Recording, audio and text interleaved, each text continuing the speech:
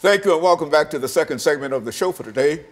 The topic is the abolitionist movement and African Americans, and we're fortunate to have with us to talk about African Americans and the abolitionist movement, Alana McLaughlin. And Alana has already given us some information in reference to her background, education, and why she feels that she is qualified in a real sense to talk about slavery and the abolitionist movement. And so, Alana, let's see if we can pick up where we left off before our first commercial break, and to have you to start dealing with the abolitionists, those individuals who oppose slavery and some of the impacts that they had on American society. So if you're just tuning in the first subject, I really said that for every terrible event in history, there's always someone who either shares their story and their experiences to give us an inside knowledge, or there's someone who fights against it. Like, for instance, during the Holocaust, Anne Frank kept her diary, and her father, Otto Frank, decided to publish it after her death to show people what the Holocaust did to them and how the Holocaust really was. And during slavery, we had abolitionists. We had people such as William L. Garrison, which is one of the few Caucasian people who decided to rise against slavery. And basically, he just decided to say, hey, you know what? I'm going to fight against this to my death, and I do not care what y'all threaten to do to me. And he's also known for being an editor of a newspaper called The Liberator. And this was an anti-slavery newspaper, which was one of the few back then. And he, in a real sense, he decided to fight for those who didn't have a voice. He was the voice of the people, and he dedicated his life and his safety to showing the world that this is not right and that this is something that we should end. And another big person who was an abolitionist was David Walker. David Walker is known for writing and appealing for articles. And if you're not familiar with it, I'll give you my favorite quote from it, which basically says, "It is no more harm to kill a man who is trying to kill you than it is to take a drink of water when thirsty." And basically, to break that down for you, it's saying that it is not bad to kill someone who's trying to kill you. It's like, you know, kill or be killed. And that's basically all that an appealing for articles mainly talked about. It was revolt against slavery, you know, kill or be killed, give your life for this, because, you know, they're going to kill you, so you might as well kill them first.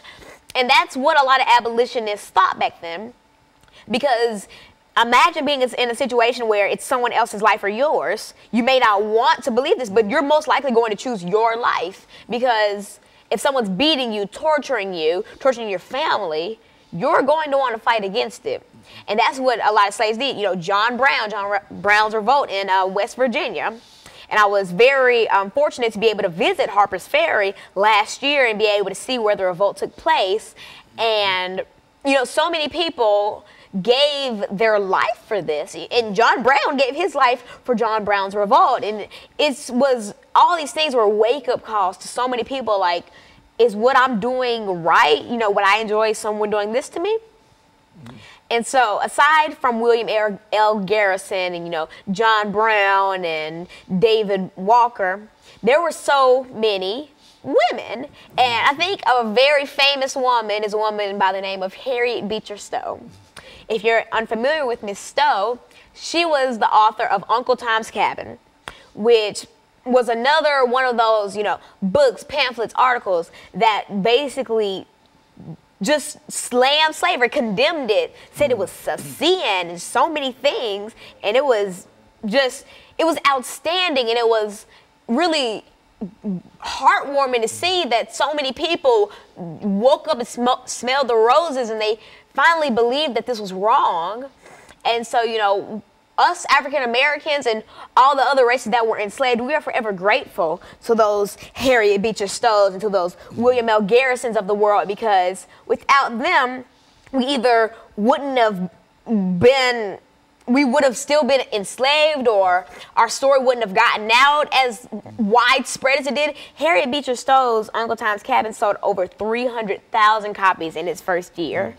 And that is a lot. Like, modern day, that's a lot of copies of that. So just imagine 3,000 people, you know, I'm going to say about a good chunk of them are saying, wow, this woman's so stupid. And then there's always that percentage of them that are praising her and saying thank you and crying and just on their knees thanking her, because you give insight to the horrors that we go through, and you are risking your life for people, most of them you don't even know, just for strangers, but you feel their pain in a way, and you know that what people are doing to them is wrong.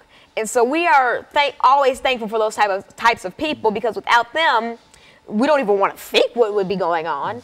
Just think about, for instance, Anne Frank and the Holocaust, and a bunch of other powerful Holocaust writers. Without them, would we really have an eye-to-eye view of what the Holocaust was really like? Because there weren't that many recordings, and there weren't there were pictures, you know, and you can see that in the Holocaust Museum in D.C. Beautiful, well, not beautiful, but powerful museum. And it's crazy to sit and think about all of this, and we cannot forget the people who delivered us from